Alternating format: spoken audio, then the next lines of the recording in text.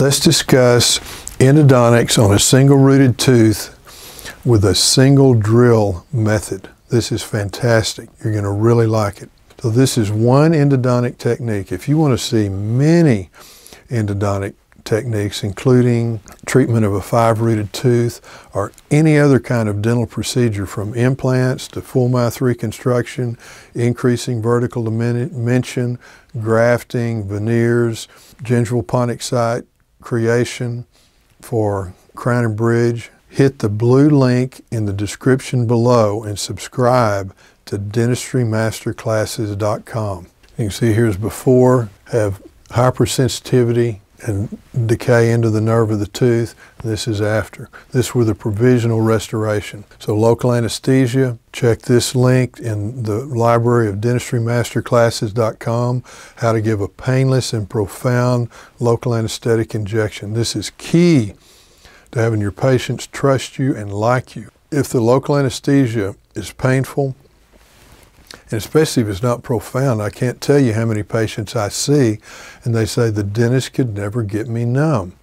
And he'd give me 10 injections or 5 injections. Well, what I know is they're not giving an intraligamental injection. So give the intraligamental with a 30 gauge needle, bevel of the needle toward the tooth after you've given a inferior alveolar nerve block or on the mandible or infiltration on the maxilla. And then this is sitting this plane, 30 gauge needle, bevel toward the tooth in the sulcus. Apply pressure for about 20 seconds, just firm pressure, and you'll profoundly numb that tooth and the patient won't feel a thing and they won't be terrified of root canals anymore or extractions. I'm giving it on both sides to be sure it's dead numb because this patient was a little bit apprehensive. I didn't want her to feel anything. I wanted that tooth to be like a rock or a piece of wood. Then I'm placing the rubber dam. Watch this link. You'll really like this rubber dam method. I use a rubber dam for almost everything, and you will too with this technique because it's quick and easy. It takes me about 15 seconds to place this rubber dam with this technique. Most dentists don't use a rubber dam because it's a pain in the bootay to place them. This is easy and it's very effective and you can place it quickly. It makes your life easier, much less stress on you, and you don't have to worry about things. You don't have to worry about the patient's tongue. You don't have to worry about pieces of old restorations falling in the patient's mouth. You don't have to worry about them choking on the water. Just, oh, it makes life so much better. I use rubber dams often even for extractions. I'll clamp the tooth behind and then come forward of it a tooth or two, and it just makes everything easier, not having to retract the tissue. All your assistant's having to do is suction. So it's this tooth and then the cuspid tooth. So I remove the inlay. Now I'm searching for the canal. Now after I've removed all the decay, this is just something I like to do. I don't know if it is real effective. It just seems like a good idea. I place a cotton ball soaked in alcohol in the area where I've removed all the decay. And now I can't detect any decay. I'm not leaving decay. I can't detect any decay. And the surface of that tooth is very hard. There's nothing soft. But I do this it's more for my own mind. If there's any little bacteria hiding anywhere, this is going to kill them. So I'll leave that there for maybe 2 or 3 minutes after I've removed all the decay. Then I've accessed the canal. And this is I'm not promoting real world endo or Brasileir.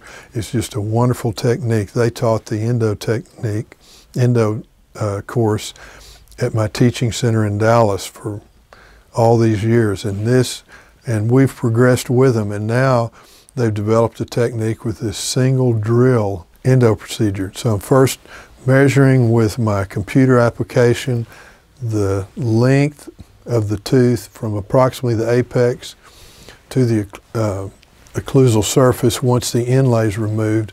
You can see that's 17 millimeters and change. And these are all the things I'm going to be using. The hand file, the number 10, either Hedstrom or K-type. And I use these for many years. Now I'm switching more and more to this one. Now if you have trouble with access, you may need to use this endo sequence, these endo sequence drills. This is a scalp file. This is fantastic. If you have just little tiny canals and you're having trouble accessing them, use this scalp file. You put that on your handpiece and just fill the top of the canal, the tooth, the chamber with dilute sodium hypochlorite, 3:1 water to sodium hypochlorite, and just poke around. In a minute it'll fall into that canal. They're very durable, and you can slowly go to access with these scalp files. I can't live without them. You have to have scalp files. And these come in small, medium, and large. Medium is 25 to 40. Small is smaller than that, and large is larger than that. And then this is the new file, the XP3DS. You use the hand files first. I'm going to show you how to do that. Always use the hand file first to clean to depth and irrigate well, and then clean to depth. Be sure the canal is nice and clean. This is the key. If you're using rotary files, periodically a file is going to separate. You hope it doesn't happen very often, and these files are so durable. I've never had one of these separate, but I have had a few of these because they're not quite as flexible as this one. If a file separates and you've filed to depth and really cleaned it out with a Hedstrom or a K-type file, number 10, with lots of irrigation so that canal is clean and irrigated, if you separate a file, it's not the end of the world. It's not as big a deal as if you haven't cleaned out that canal. If you haven't cleaned out the canal, you probably need to remove that separated file, which is a complicated procedure. It's not easy, and you can damage the root of the tooth. If you've cleaned it out real well with the hand file to depth and irrigated it and separate a file, then the file becomes like the old silver point fills that people used to use. I've got patients in my practice that have had silver point fills for 50 years and they do fine. So chances are about 99% that you're just fine. You don't have to have the file removed if you've cleaned and irrigated to the apex with the hand files before you start using the rotary drills. So I'm measuring the depth here, 18, and I'm hand filing first, and then irrigating with the sodium hypochlorite, and then putting the hand file in the canal. Now, I'm going to use the apex locator to determine my depth, and you want the reading to be 0.5 is ideal. Now, what if you can't get a reading, or this number just starts jumping all over the page and goes from 0 to 2.0, it's just da-da-da-da-da-da. What that probably means is there's water or fluid in the canal. So take your air syringe and just air dry it to remove that excess water, and you should get a good reading. So here I'm putting the clamp on that file. Perfect, 0.5. Now, what if it was 0.9? Do you need to keep filing until you get 0.5? No, you can stop with that reading at 0.9 and just know you've got to go about 0.4 millimeters deeper to get to the apex. But this one's ideal, 0.5. So I've already hand filed and cleaned it out to the apex. Now, if I needed to go a little bit deeper, I would use my hand file and go to the apex of the tooth, whatever that reading is, and irrigate really well. Now I'm coming back with this single rotary file. Now this is the technique with this file. It's very durable. I've been using it for over a year. I've never separated one of these files. You don't want to put a lot of apical pressure. Just light apical pressure, and it will bite and travel into the canal and then lift up. And then again, light apical pressure and let it travel into the canal and then lift up. And see, the stopper marks the length. And the bottom of that stopper should touch right here when I'm to length. Lots of sodium hypochlorite in that canal.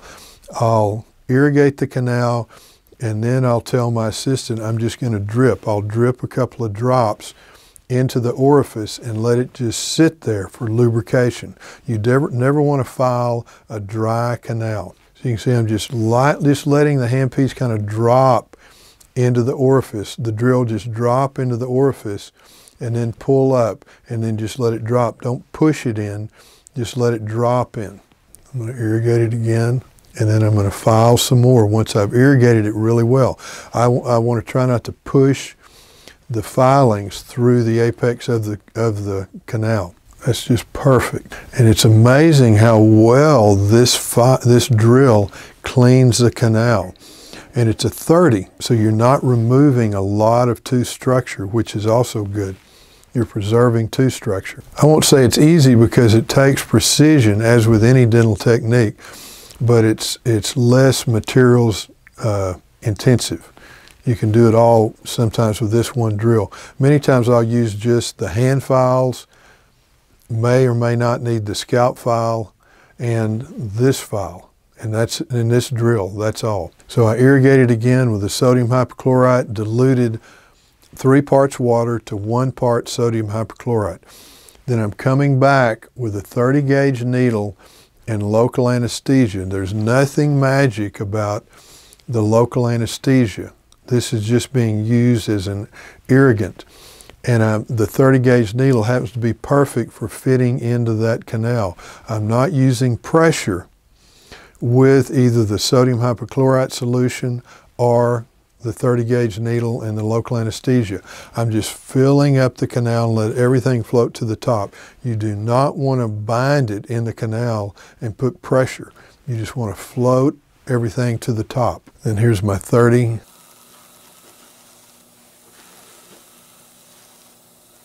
After I've irrigated, I'm doing that one more time and irrigating again, and then placing my 30 gutta percha cone. Depth, you can see a little sclerosis down here, or that may be the apex right there. That's the indication of the apex locator. So I'm using a 30. See, I don't want to go a 30 and a 40 paper point, which means I'm at the apex of the tooth. Then after I've dried it, I'm going to come back with my Endo Sequence BC sealer. Now it's very important you cut the tip of this tube off because it's a little too small. Just cut about that much of it off. And that is an orifice that's just right for these canals. I'm going to place it in the canal and I'm going to push fairly hard for about a portion of a second to really move that BC sealer down into the canal all the way to the apex of the canal, and may even get a little tuft of sealer at the bottom. And then I'm going to just lift it up out of the canal, filling the canal. You don't have to use accessory cones, just that one cone put to place. Now remember, the thing that seals the canal is the sealer. It's not the gutta percha cone. The gutta percha cone is just moving the sealer into all parts of the canal. The hardened sealer is what seals the canal. This was taught to me by Dr. Alex Flory, an excellent endodontist in Dallas who lectures worldwide. And he said the sealer is the thing that seals the tooth. The gutta percha cone just facilitates the sealer going into all parts of the canal, and then the sodium hypochlorite dissolves any little pieces of nerve tissue or anything else in the canal, and then you irrigate that out so it's all clean. You put this place, this is my Endo Pro heating element, sear that off, and then with a small plugger, plug the coronal part of the gutta percha cone. This is IRM, and mix that IRM pretty firm. So it's not gooey, it's firm. This is a ball burnisher for really modeling that ball burnishing instrument is also good for occlusal composite restorations. It creates a perfect surface. Here we have before, after, good dense fill. So that's a wonderful technique. That's the Dental Minute. These techniques work, and they work every time.